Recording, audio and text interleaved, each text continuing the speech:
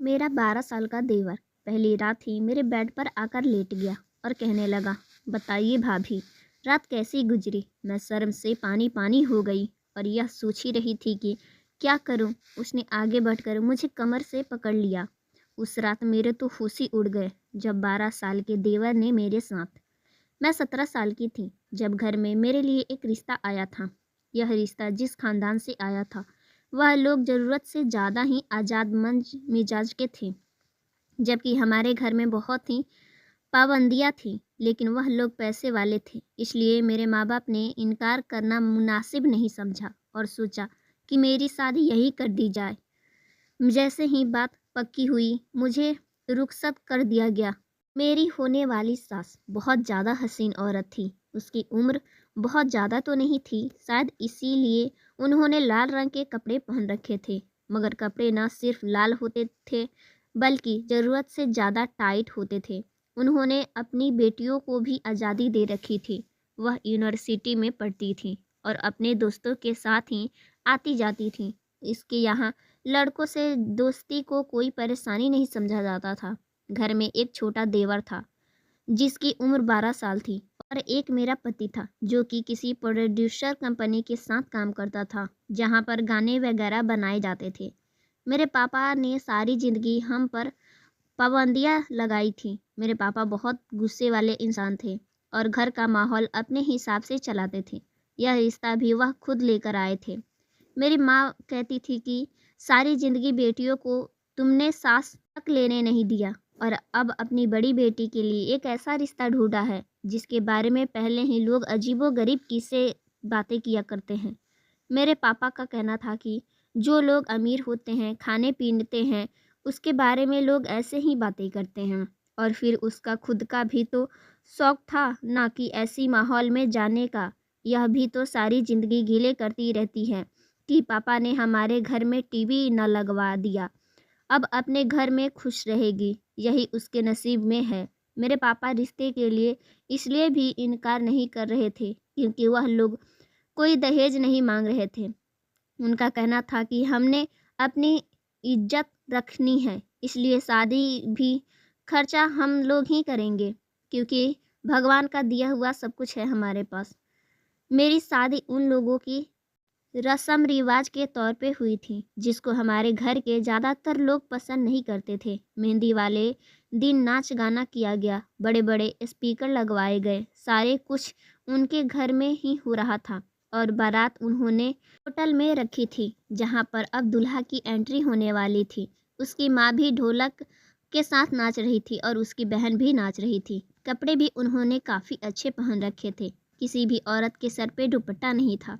हमारे खानदान वाले तो अभी से ही बातें बनाने लगे थे। उसके बाद गुड़ उठाने का रस्म शुरू हो गई थी। मुझे यह रस्म बिल्कुल भी पसंद नहीं थी। मेरे 12 साल के देवर को मेरी टांगों के पास बैठा दिया गया और उसने मेरे घुटने पकड़ लिए। अब जब तक मैं उसे पैसे ना देती वह मेरा घुटना छोड़ने वाला नहीं था। मैंने कहा कि मैं फ़ौरन पैसे दे देती हूँ, लेकिन सबने कहा कि इतनी आसानी से नहीं देने, उसको थोड़ा सा जलील करो, हंसी मजाक करो। यह सब ना किया तो रस्म का मज़ा कैसे आएगा। मैं तो यह सोच ही रही थी कि जल्दी जल्दी रस्म ख़त्म हो जाए। मुझे बड़ा अजीब लग रहा था। उसने दोनों हाथों से मेरे घुटने पकड़ रखे थे। उसके बाद मैं ही सोचा कि मैं उसको कितने पैसे दूँ। मेरे पास में तो इतने पैसे भी नहीं थे कि मेरे पति ने भी काफ़ी हंसी मजाक किया। यह रस्म 10 मिनट तक चल ही रही थी। मुझे बहुत ही अजीब लग रहा था। उसके बाद मेरे पति ने अपने जेब से ही 1000 रुपये निकाल कर उसको दे दिया। सब ने कहा कि तुम क्यों पैसे दे रहे हो, तो कहने लगे यह मेरी बीवी है, अब मैं ही इसके खर्च उठाऊंगा। इस बात पर सब ने कहा कि यह बीवी का गुलाम हो गया है। इसके बाद मुझे मेरे घर में लाए गए। रात भर रस्म हुई। अभी तक इन लोगों को तसल्ली नहीं हुई थी। यहाँ पर भी यह लोग थक ही नहीं रहे थे। अभी सबकी नाच गाने चल रहे थे। मैं चाह रही थी कि मैं जल्दी से जल्दी अपने कमरे में चली जाऊं। सुबह के 4 बजे थे। मैं अपने कमरे में गई। मेरे पति मेरे कमरे में आए ही नहीं क्योंकि वह अपने दोस्तों के साथ मसरूफ़ थे।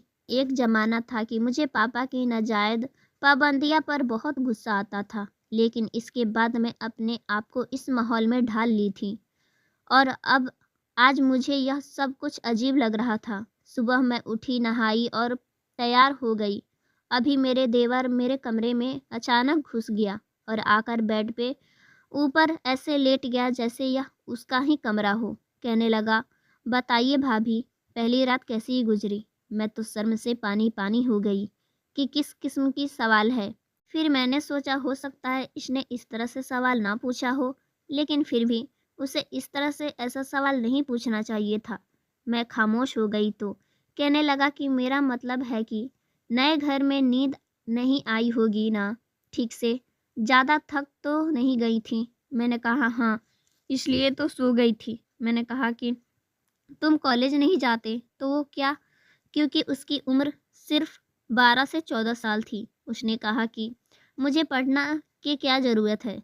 वैसे भी मेरा पढ़ाई में जी नहीं लगता। हमारा खानदानी कारोबार है, मैं भी वहीं काम कर लूँगा। ऑफिस जाता हूँ मैं कभी कभी। अभी मैं चीज़ों को समझ रहा हूँ। अजीब बात थी, मैं हैरान हुई कि बेशक खानदानी कारोबार है, लेकिन पढ़ाई करना भी तो काफ़ी ज़रूरी है। लेकिन मेरे देवर को इस मामले में कोई भी दिलचस्पी नहीं थी और बाकी घर वाले भी उसको पढ़ने के बारे में कोई बात नहीं करते थे, जबकि उसके पास इतने पैसे थे कि यह तो अच्छे से स्कूल में दाखिला करवा सकते थे।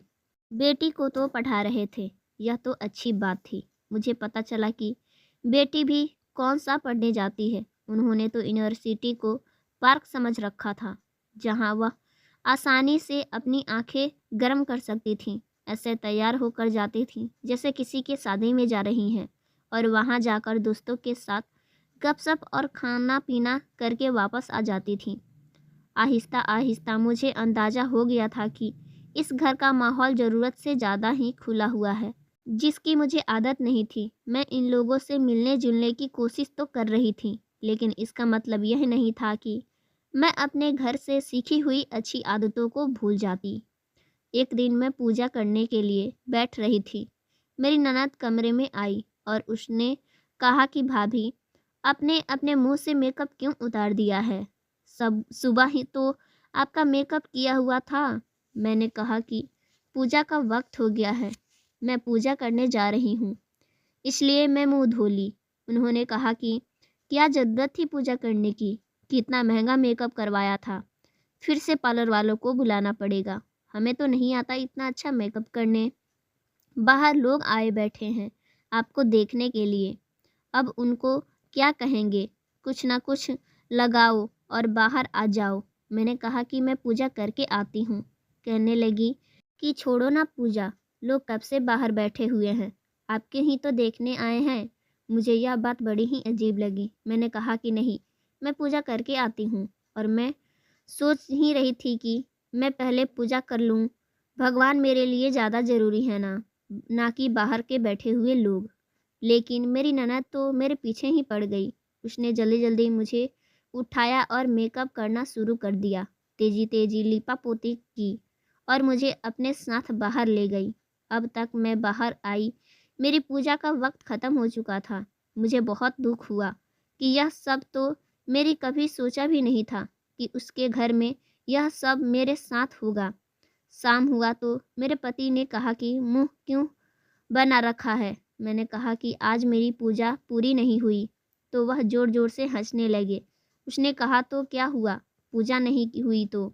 मेरे पति को भी कोई परवाह नहीं थी, लेकिन एक बीवी का फ़र्ज होता है कि अपने पति को समझाए। इसलिए मैं बार बार अपने पति को पूजा के टाइम उठाती थी, लेकिन वह उठते ही नहीं थे। लेकिन इस बार से गुस्सा होने लगी। मेरे देवर ने भी मेरे साथ अजीब रवैया रखा था। कभी भी कहीं भी आ जाता था, मुझे अचानक से चौंका देता था, हंसना शुरू कर देता था, मेरी ऐसी तारीफ करता था जैसे मेरी शादी उसी के साथ हुई हो। आज यह रंग आप पर बहुत अच्छा लग रहा है, बड़ी स्मार्ट लग रही हैं। अब मुझे याद है कि जब मैं बहुत छोटी थी तो हम लोग जॉइंट फैमिली में रहते थे। यहाँ मेरे चाचा भी होते थे और मेरी दादी भी। लेकिन मेरे चाचू और माँ का आपस में ऐसा कुछ रिश्ता नहीं था। यह लोग तो एक दूसरे के बात भी नहीं करते थे और मेरे चाचू आज तक मेरे माँ के कमरे में नहीं आए थे। एक दफ़ा उसने मेरी माँ से कोई काम था तो उन्होंने बाहर खड़े होकर दस्तक दी थी और जब माँ बाहर आ गई तब उन्होंने बड़े आदर के साथ कहा, भाभी मेरे लिए खाना गर्म कर दो, घर में कोई नहीं है। हर रिश्ते की एक मर्यादा होती है और रिश्तों को हदों में ही रखना ज़्यादा ज़रूरी होता है।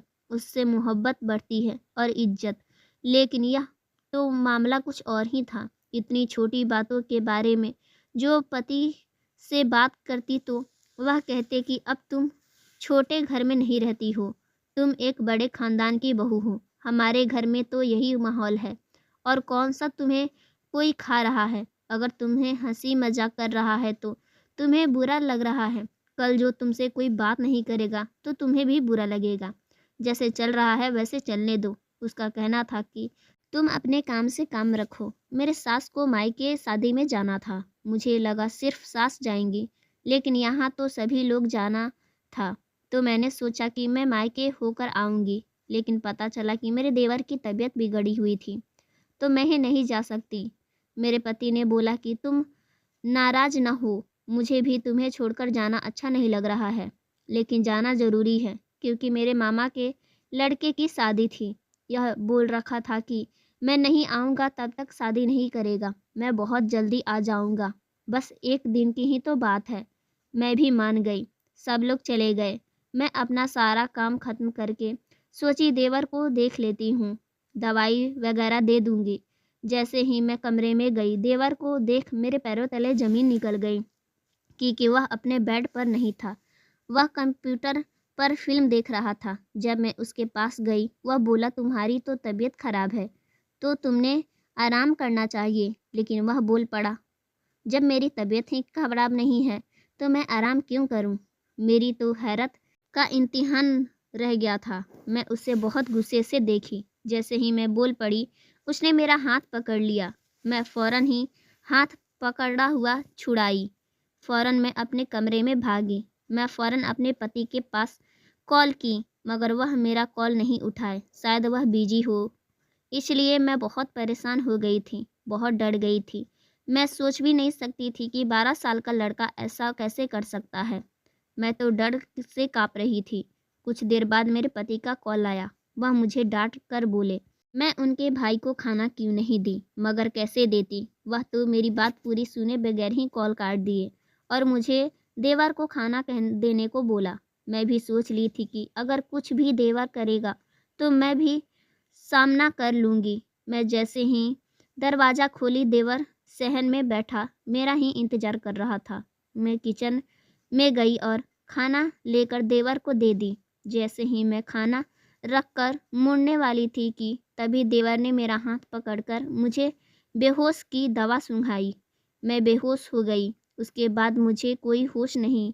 मेरे साथ क्या हुआ? रात को जब मुझे होश आया तो मैं चीखना चिल्लाना शुरू कर दी। मेरी हालत बद से बदतर हो गई थी। मेरे पैरों तले ज़मीन निकल गई थी। 12 साल का एक लड़का मेरी इज्जत को तार-तार करने वाला था। वह आवाज़ सुन मेरे कमरे में आया और बहुत ही घटिया तरीके से हंसने लगा। वह मेरे होश ही उड़ गए। इंतज़ार कर रहा था ताकि मैं होश में आऊं और वह जो भी करे मैं खुद देखूं और चीखूं चिल्लाऊं। इतने में ही मेरे पति का फ़ोन आया। वह डर गया और हड़बड़ाकर कमरे से जाने इतने ही वाला था कि मैं फ़ोन उठा ली। उसकी उम्मीद नहीं थी मैं खुद छुड़ा लूँगी, लेकिन वह मेरा फ़ोन ज़बरदस्ती ले लिया और फ़ोन को काट दिया। शायद मेरे पति को कुछ अनहोनी का शक हुआ था और फ़ौरन वहाँ से निकले और फ़ोन करते रहे। मेरे पति को भी शक था, शायद मेरे देवर पर कोई फ़ोन आने की वजह से देवर परेशान हो गया था और फ़ोन बंद कर दिया। फिर मेरे साथ ज़बरदस्ती करने लगा। मैं उसे दूर करे जा रही थी। बहुत देर तक मैं खुद को बचाई। धीरे धीरे अपनी शक्ति खो चुकी थी और चक्कर खाकर कब गिर गई पता ही नहीं चला। जब मेरी आँख खुली तो मैं हॉस्पिटल में थी और मेरा पति मेरे पास था। यह देख मुझे में हिम्मत आई। मैं अपने पति से पूछी कि अस्पताल में कैसे। तो मेरे पति ने बताया कि जब मैं फ़ोन कर रहा था तो फ़ोन उठाने के बजाय बंद हो गया। मुझे कुछ ठीक नहीं लग रहा था और मैं वहाँ से चल दिया। और जब रास्ते में आया था तो मुझे कुछ दिन पहले ही एक आदमी ने मुझे मेरे भाई के बारे में शिकायत की थी और धमकी भी दी थी। वह किसी लड़की के साथ गलत किया था और शादी करने का वादा करके नहीं किया। वह लड़की पेट से थी, तभी वह खुदकुशी कर ली। तब जाकर मेरे पति को मुझ पर भरोसा हुआ, इसलिए वह तुरंत ही घर आ गए, मुझे हॉस्पिटल में भर्ती कराया और मुझे माफ़ी मांगी। मैं अब उस घर में नहीं रहूँगी। मेरे पति को यह बात बताई तो वह मान गए और हमने किराए पर एक मकान ले लिया। मकान थोड़ा छोटा था, लेकिन मैं खुश थी, जहाँ मैं अपने आने वाले बच्चे की अच्छी तरीके से परवरिश कर सकती थी। सो फ्रेंड्स, स्टोरी अच्छी लगी हो तो वीडियो को प्लीज़ लाइक कर दीजिएगा। चैनल पर नए हैं, चैनल को सब्सक्राइब कर लीजिएगा। Thanks for